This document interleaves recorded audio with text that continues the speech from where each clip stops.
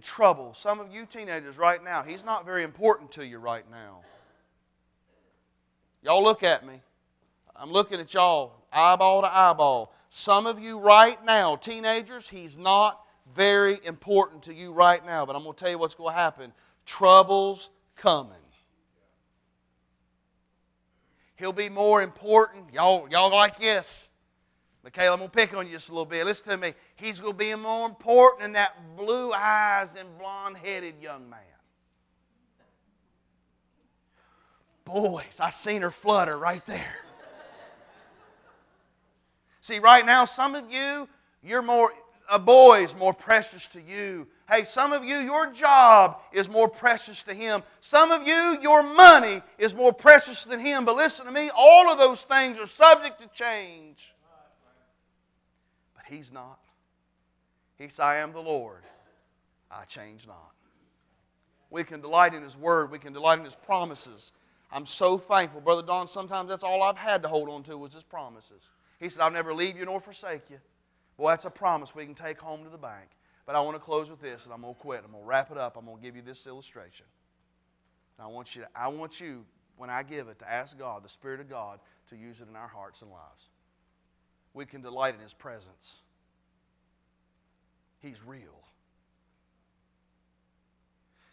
When I was 21, I think the life-changing thing to me was He became real to me.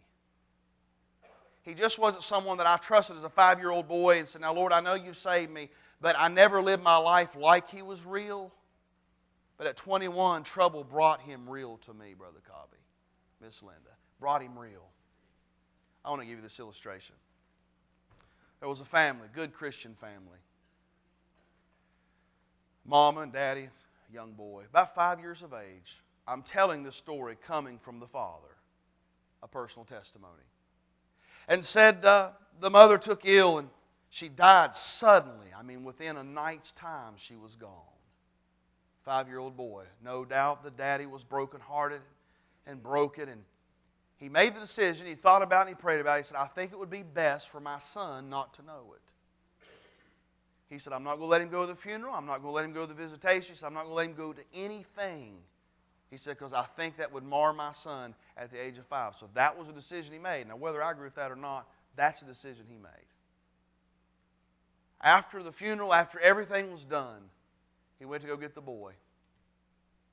And obviously, the very first question the little boy asked his daddy, he said, Daddy, he said, where's Mama? And the dad looked at him and told him, well, honey, she went on a long trip now, and she'll be back here after a while. He said, days went by. That good Christian man began to get convicted because he had lied to his son. And every day, his little boy would come up to him and say, Daddy, when's Mommy coming back? And the daddy would always say, well, son, she'll be back in a while. She went on a trip. Finally, one night, a cold, dark night when everything seemed wrong, he was laying in that bed and it was dark. Couldn't see your hand in front of your face. He's laying in the bed. It's about that time he said, I heard in the room next to me, I heard my son pulling the covers down and it sounded like he was getting out of his bed. A few seconds later in that dark night, it seemed like everything was wrong. He said, I heard his little feet hit the floor and I heard him patter towards my room. He said a few moments later, he said, I felt the hand of his little hand on my bedspread. And then he said, I heard his little voice say, Daddy, can I get in bed with you tonight? The daddy said, yes, son. Get on up here in the bed. He said, we could not see one another. But he said he finally, as things got quiet, the little boy said, Daddy, when's Mama coming back? And this man said, as though he had held it in for months, he blurted out and yelled, Son, your mama's gone. She's dead. She's never coming back. She's in the grave. She's done been buried.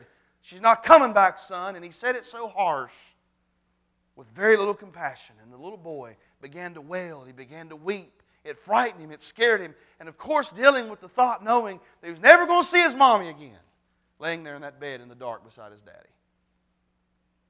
Finally, as they both wept and cried and screamed and hollered in the bed, finally, after several minutes, things started to subside. And the little boy in a little voice said, "Daddy, can I just ask you one more question?" He said, "Yes, son." He said, "Is your face towards me?"